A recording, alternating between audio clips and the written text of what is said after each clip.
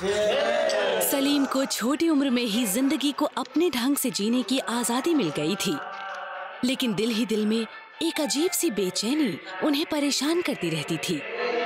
मेरे मन के भीतर एक आवाज बराबर मुझसे कहती रहती थी कि मैं जो कुछ भी कर रहा था वो गलत था। कभी कभी मैं सोचता था कि मुझे अच्छा बनना चाहिए, तो मैंने अपने दोस्तों से मिलना जुलना बंद कर दिया।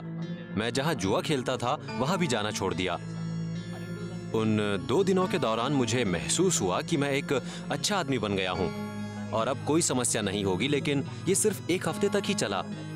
उसके बाद फिर वही हालत हो गई। सलीम फिर अपनी पुरानी आदतों की तरफ लौट आए। ये आदतें उनकी तकलीफ भरे बचपन की देन थी। बचपन में सलीम ने अपने शराबी पिता को बेरहमी से अपनी माँ को पीटते देखा था। कई बार तो सलीम और उनके भाई बहनों को भी अपने पिता के हिंसक व्यवहार का शिकार होना पड़ता था। लेकिन फिर एक दिन उनकी माँ ने एक फैसला लिया।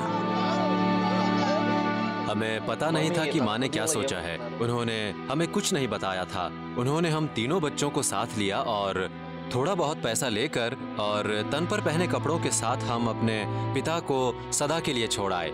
सलीम खुद को अकेला महसूस करने लगे। अपने खाली वक्त में वो अपने माता पिता के बारे में सोचकर गुस्से से भर जाते थे। जल्द ही उन्होंने अपने गुस्से और अकेलेपन को गलत व्यवहार के जरिए व्यक्त करना शुरू कर दिया।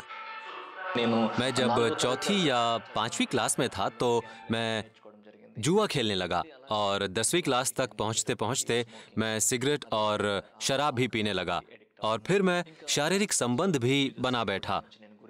मुझे लगने लगा कि मैं जिस तरह चाहूंगा अपनी जिंदगी जीऊंगा। मन के भीतर सलीम को मालूम था कि वो सही रास्ते पर नहीं चल रहे हैं, लेकिन वो खुद को संयमित भी नहीं रख पाते थे।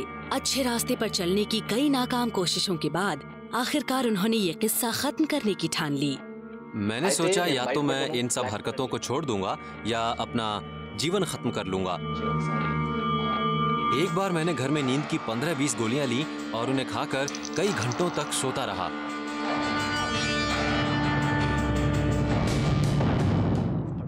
जब मैं सोकर उठा तो एहसास हुआ कि मैं तो अब तक जिंदा था। फिर मुझे लगा कि अगर मैं मरने की कोशिश करूंगा भी तो भी मुझे मौत नहीं आएगी। मेरे दिमाग में एक सवाल बराबर मंडराता रहता था, मेरी जिंदगी में कोई उम्मीद है? मैं बस ऐसे ही विचारों से जूझता रहता था। हालात तब बदतर हो गए जब उनकी बहन पर किसी दुष्ट आत्मा का साया पड़ गया। हम हर कीमत पर अपनी बहन को ठीक ठाक देखना चाहते थे, तो पहले तो हम उसे एक डॉक्टर के पास और फिर एक मस्जिद तथा कुछ मंदिरों और काला जादू करने वालों के पास भी ले गए। इन सबको आजमाने के बावजूद हमें आत्मा से निजात नहीं मिली। फिर मेरे छोटे मामा अपने एक परिचित पादरी को हमारे घर लेकर आए। उन्होंने यीशु के बारे में बाइबल में से कुछ पढ़ा और फिर छोटी सी प्रेयर की। प्रेयर के बाद आश्चर्यजनक ढंग से दुष्ट आत्मा मेरी बहन को छोड़कर चली गई और वो बिल्कुल सामान्य होकर पूछने लगी कि मुझे हुआ क्या था। इसके बाद उन दोनों ने चर्च जाना शुरू कर दिया। पादरी सलीम के घर आकर प्रभु यीशु से मिलने वाला प्यार और उम्मीदें उनके साथ बांटते रहे। हालांकि सलीम ने पादरी के शब्दों की तरफ कोई ध्यान नहीं दिया, लेकिन जल्दी ही वो अपने जीवन में प्रभु यीशु की चंगाई की शक्ति का अनुभव करने वाले थे। एक रात मैं जुआ खेलकर बहुत देरी से घर लौटा। मैं अपने बिस्तर पर सोने ही वाला था कि अचानक कोई मेरे पास आया। वो सफेद चोगे में था और उसके चेहरे पर चमक थी। उसने मेरे पास आकर मुझे मेरे नाम से बुलाया। मुझे पता भी नहीं, लेकिन उसके बुलाने के बाद मैं उससे बात करने लगा। अचानक मुझ जैसा ही लगने वाला कोई शख्स मेरे शरीर से बाहर निकला और उस व्यक्ति के पास खड़ा हो गया। जिस व्यक्ति ने मुझे संबोधित किया था वो बोला, सलीम, मैं तुम्हें बताता हूं कि तुम्हारे भाग्य में क्या है। उसने मेरे कंधे पर हाथ रखा और एक रास्ते पर ले चला। मैं जब उस जगह पहुंचने वाला था तो उससे कुछ दूरी पर ही मुझे पसीने आने लगे। एक बड़ी सी घाटी से आग निकल रही थी। उस घाटी के किनारों से लटके हुए बहुत से लोग उस आग में जल रहे थे और कष्ट से चिल्ला रहे थे। हमें बचाओ, हमारी जान इस जगह से बचाओ। ये लोग पीड़ा से चिल्ला रहे थे। मैं उस व्यक्ति की तरफ मुड़ा और बोला, तुम मुझे यहां क्यों लाए हो? क्या तुम पागल हो? उस व्यक्ति ने जवाब दिया, मैं तुम्हें यहां नहीं लाया हूं।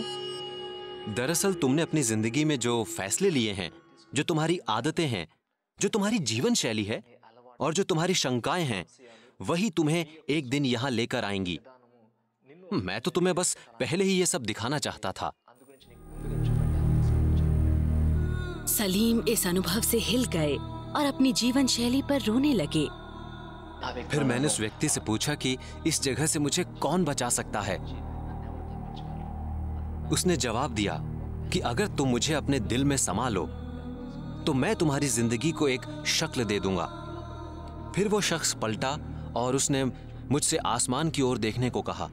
जब मैंने अपनी नजर ऊपर उठाई तो मैंने प्रभु यीशु को सलीब पर देखा। उनके शरीर से खून बह रहा था। उन्हें इस तरह देखकर मेरा दिल पिघल गया और मैं समझ गया कि मेरे पास खड़ा व्यक्ति और सलीब पर मौजूद व्यक्ति एक ही है। मुझे यह भी पता चल गया कि यीशु ही मेरे पास आए थे। इसके फौरन बाद मैं पहली बार अपने पूरे होशो हवास में अपने घुटनों पर झुक गया। मेरे गालों पर आंसू बहने लगे और मेरे मुंह से वो शब्द निकले जो मुझे आज भी याद हैं। प्रभु यीशु, मेरे हृदय में आइए। मैं आपके लिए ही जीऊंगा और आपके लिए ही जान दूंगा।